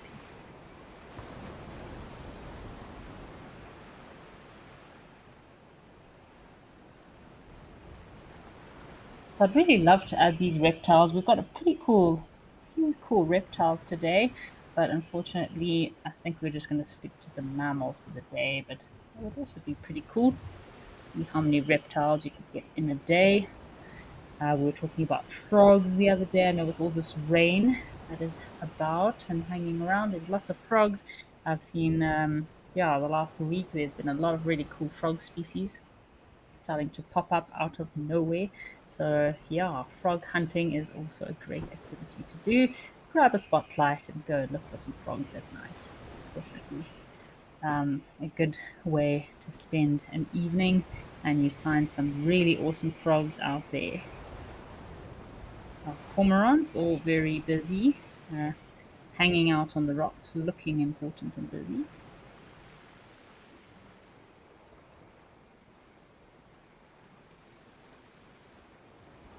So, we have the black cormorants here. Probably all been fishing all morning, just resting up on the rocks for a little bit. And Cape Cormorant. So this one with the white on its chest and throat. The bit of yellow is the Cape Cormorant. And it looks like he is gula flapping, which is a form of cooling. So birds, unlike us humans, they can't actually sweat. So the way that birds cool themselves down, besides obviously plunging into the water, is they can use sand bathing or dust bathing as well as gula flapping. So that's when they do open their mouth and kind of cool themselves down.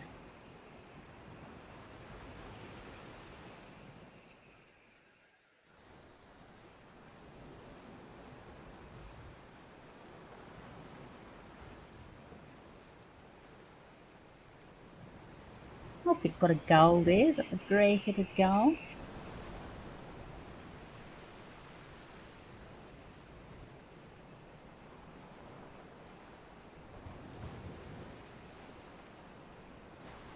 Oh, we've got another gamma, another lizard. What do we have here? So we've got a good question from Joanne Miller about the breeding season. Is it breeding season for the penguin? So we did see a juvenile penguin earlier that looked like he was already a couple of months old. So generally the penguins, the African penguin, or formerly known as the jackass penguin, do breed from March to September. So the timing of their breeding is generally influenced by availability of food and temperatures. So yeah, it's kind of the end of their breeding season already. This agama is definitely hiding quite well in the shade of this rock.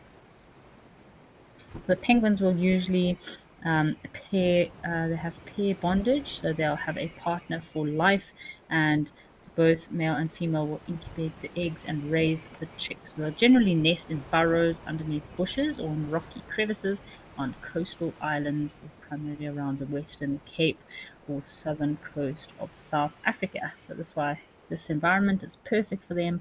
Lots of rocks, lots of kind of very thick bushy areas for them to hide their nests. So peak time that a lot of the penguins will breed in the Western Cape will generally, of course, within the March to September peak, but sometimes can even peak in October. And there's our little baby penguin. He looks like this little youngster. I would probably guess he's probably from last year. So sometimes penguins can take 2 to 3 years to get their full adult colors. So this one's probably hitting about a year to a year and a half.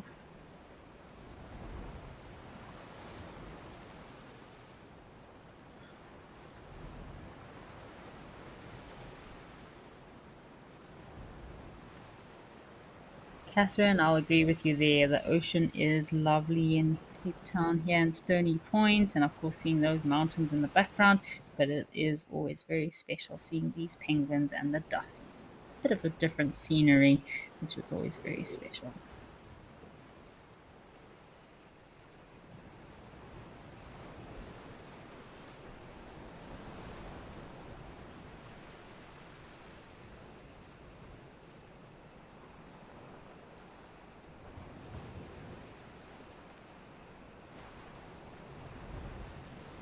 This little baby penguin needs to be very careful and watch out for any predators that he might have. Seal, any sharks. They love to take a bite out of a little baby penguin. So one egg generally hatches after an incubation of about 40 days. The chicks are cared for by both of the parents for anything from 60 to 130 days, again depending on food availability. So penguins, the African penguin, do face many challenges such as changing ocean conditions as well as human activity, which is very much impacting their breeding success. But it is very special that a lot of these areas are being considered as protection zones for these penguins. So no fishing is allowed, and also they are strictly protected species. So they will be very well monitored and protected in the areas that they are breeding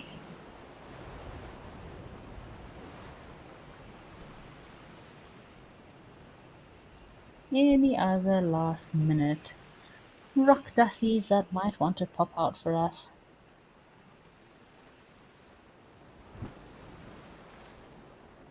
Surely is a good lizard day. Oop, what is this? Is this our I don't think this is our black girdled lizard, although it could be a juvenile black girdled lizard.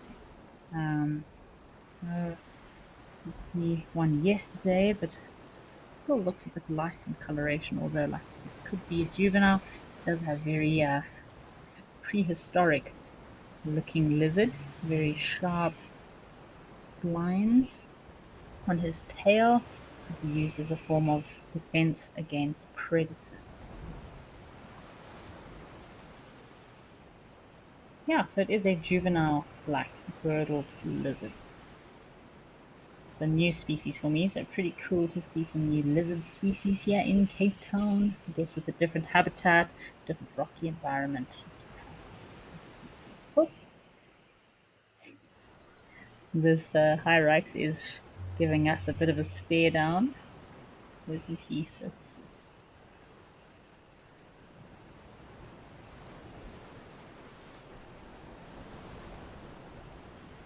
I do love how fluffy and furry these Hyraxes are. Perfect habitat, perfect environment for them and these protection of the rocks.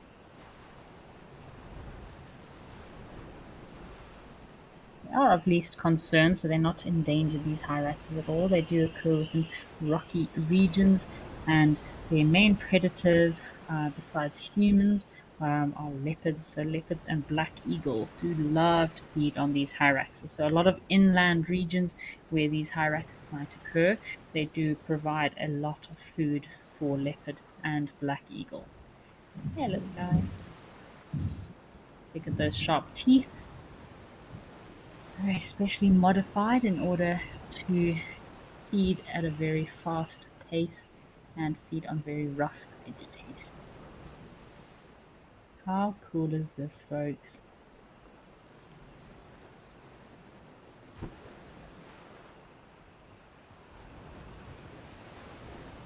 Actually a lot of studies being done on these hyraxes and areas where black eagle populations are depleting, and they find it can be caused to a lacking of the food source, which again, as I mentioned, is mostly these hyraxes. So in areas where the population of hyraxes are declining, so are the population of black eagle. So very important food source for a lot of animals.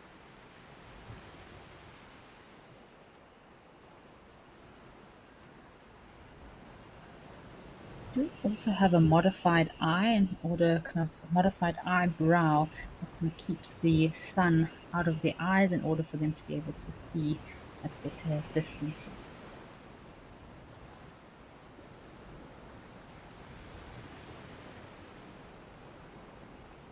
Coats do generally range in color from yellow to a grayish brown, and you don't just get rock hyraxes. In West Africa, you do get tree hyraxes as well, which I've been very lucky to have heard on a number of times. It's a terrible sound, though. They call it night. The male's territorial calls. It's like a high pitched shrill, almost sounds like a baby crying, and this is the territorial call of the male tree hyrax.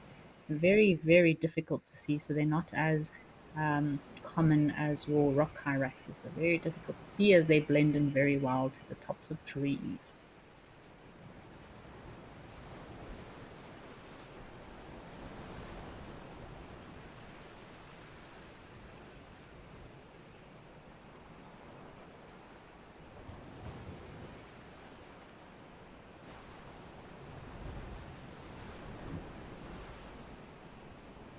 So thank you for your question. Nia T is asking about if dassies are rodents. So yes, dassies are rodents, quite a large rodent too, so very high fat content.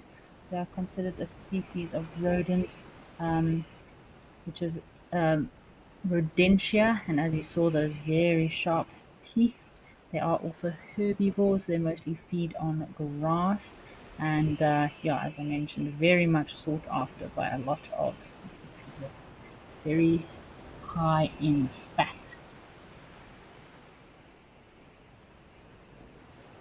Here's our little girdled lizard, isn't he cool? Very, very cool little lizard. Lizard lifer. So these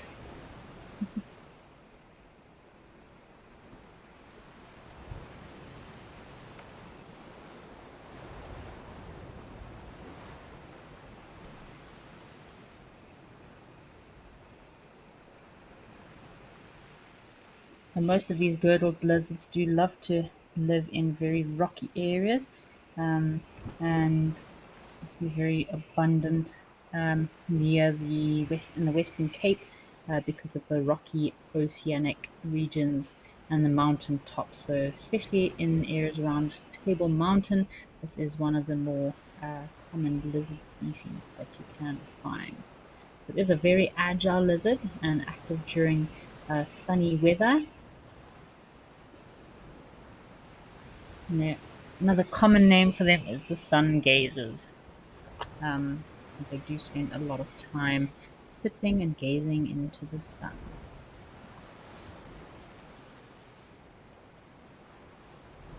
Apparently, they are quite a popular pet in the trade, in the pet trade. So they are sold in pet stores, and that's probably where I've seen it before. I think I've seen, I don't know, somewhere advertise these girdled lizards, obviously sold as pets quite often. You can see that serrated tail of theirs. Obviously, it makes them look quite interesting, like little dinosaur lizards.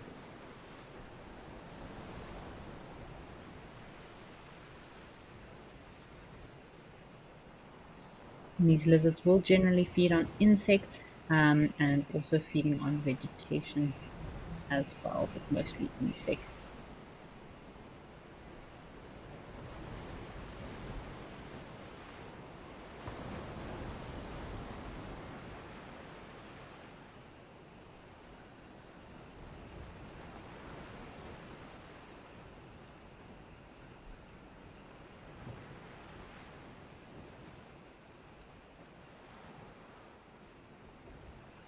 Catherine, thank you for your comment there. So Catherine mentioned about in Kenya there are bush hyraxes, and I'm actually opened on my Kingdom app here, and I can see there's actually one, two, three, four, five. So five hyrax species in Africa. So you do get the rock hyrax, the bush hyrax, then you get the eastern tree hyrax, southern tree hyrax, and western tree hyrax. So five different species of hyraxes. And if you have a look, if you go and give a bit of a Google to the western tree hyrax, this is actually very cool colored hyrax, very dark in color, and he actually has a white dorsal crest on his spine. So very cool looking hyrax there as well. Um, and yeah, bush hyrax also looks like a cool hyrax too. Sorry, folks, I think we had some challenges with our camera there. We've just turned over to Juma to see what's happening over at Gowrie Dam.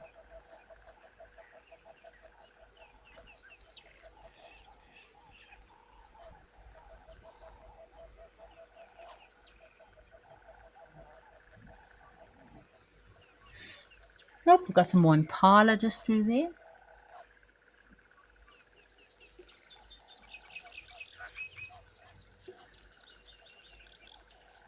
Maybe if we're lucky, we'll get a little mongoose, slender mongoose, or another mammal to end off our day.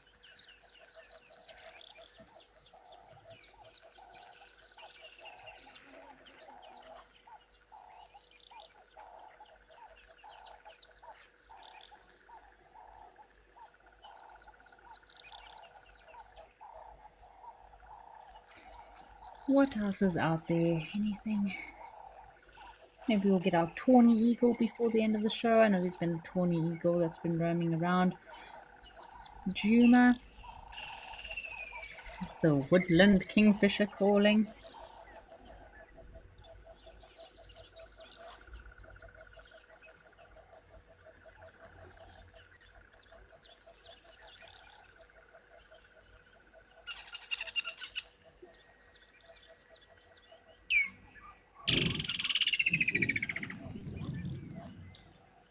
Oh, isn't that woodland kingfisher's call just amazing?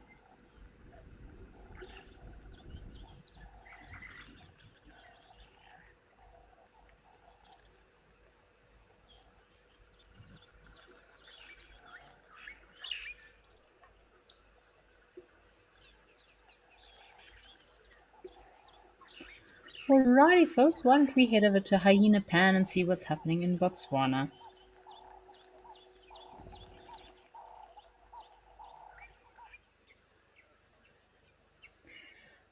Oh, we have two female giraffe, another mammal to add to our list, and this would be a magical photo here with this giraffe, the reflection of her in the water.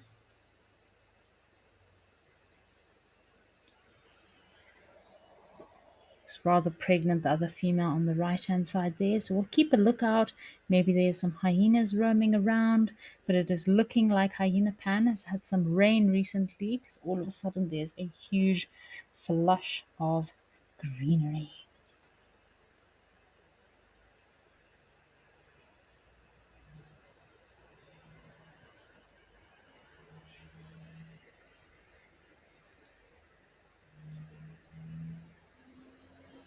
Got a blacksmith's lapwing there. And yeah, this female definitely looks like she is about to pop. So she's probably got her previous juvenile. The gestation period of a giraffe is about 15 months, so quite a long gestation period. So her previous juvenile that's with her is probably looking at about 2 to 3 years of age. And she's probably going to give birth to a new little baby giraffe anytime soon. Alrighty, folks. Well, it has been a lovely sunny Sunday with you today. For our mammal mission of the day, we managed to get 10 mammal species, which hopefully we can improve tomorrow. I will also be with you here live at the waterhole tomorrow as well.